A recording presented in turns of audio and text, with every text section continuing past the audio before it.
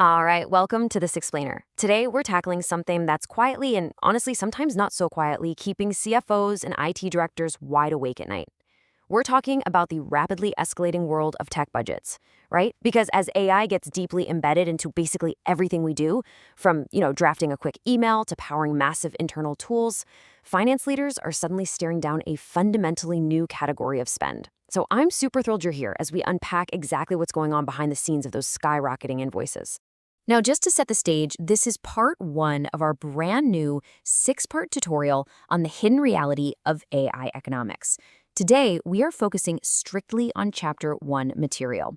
The goal here is to establish the exact scope of the AI budget problem, because think about it.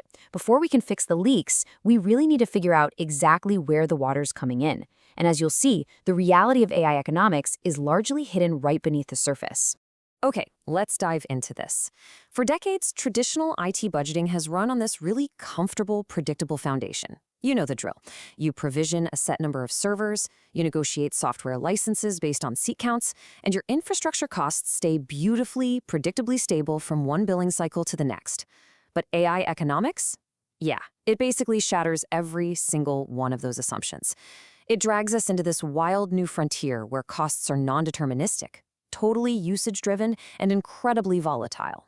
Get this, a single change to a prompt template can literally double your bill overnight. No joke. Because AI costs are tied directly to token consumption, which is essentially just the number of words or data chunks fed into and spat out by the model, there's no fixed unit cost like you'd have with a per-seat software license. And worse yet, a silent model upgrade pushed by your vendor, or maybe a new feature that pings an LLM on every page load, can drastically spike your costs without ever triggering a traditional purchase order. There's zero approval workflow to warn you it's even happening. So the crucial point here is this massive 2x4x trap that catches even the most experienced finance teams completely off guard. A lot of organizations look at their top-line API invoice, the bill from OpenAI, Google, Microsoft, and they just assume, okay, that's our total AI spend. But honestly, it's an illusion. In practice, the total production cost of running an AI app routinely reaches 2 to 4 times that raw API bill. So where's all that extra cost coming from if it's not on the main invoice? Well, it comes from invisible infrastructure layers. Let's rapid fire through these real quick. First up, you've got embedding generation for RAG pipelines, retrieval augmented generation, which is what lets the AIs search your company's custom data. Then you've got to pay for the vector database storage, plus the cost of querying that data. Next, throw in the costs for re-ranking and moderation API calls, just to make sure the AI's output is actually safe. And finally, you have human-in-the-loop review workflows, which responsible AI deployment basically demands nowadays. Literally none of these show up as a line item on your primary model provider's bill, yet together they form this massive, silent cost multiplier. Now, let's shift gears a bit. We're moving from corporate infrastructure to end-user behavior, because there's another hidden layer of complexity we need to talk about.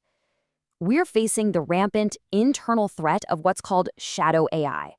This is when individual employees or whole departments just go out and grab AI subscriptions completely outside of formal procurement channels.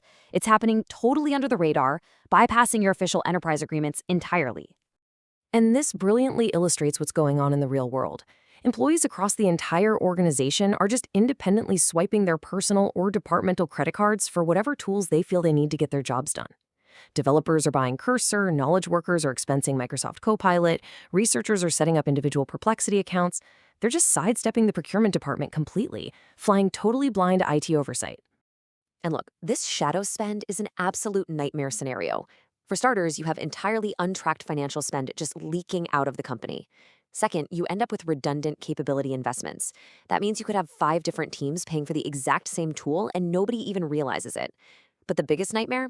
Data handling. You get highly inconsistent data governance and massive compliance exposure.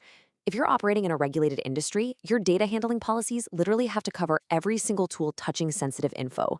So if an employee is feeding confidential client data into some unvetted, unapproved AI tool they just bought on a corporate card, your compliance is completely shut. Which all brings us to this incredibly harsh truth. If your finance teams try to treat AI spend like traditional software as a service, using the old playbook, you will consistently and significantly underreport your true costs. You'll entirely lose the visibility you need to actually govern and optimize these incredible new tools. So, That leaves us with one vital question to close out today's explainer. Are you ready for a completely new accounting mental model? Because the old way, it's just not going to cut it anymore. The frontier has officially changed. Take some time to really digest these hidden realities of AI economics we pulled from Chapter 1 today, because in Part 2 of this tutorial, we're going to dive into the exact solutions, frameworks, and radical visibility strategies you need to actually fix this problem. Thanks so much for hanging out with me today, and I absolutely can't wait to see you in Part 2.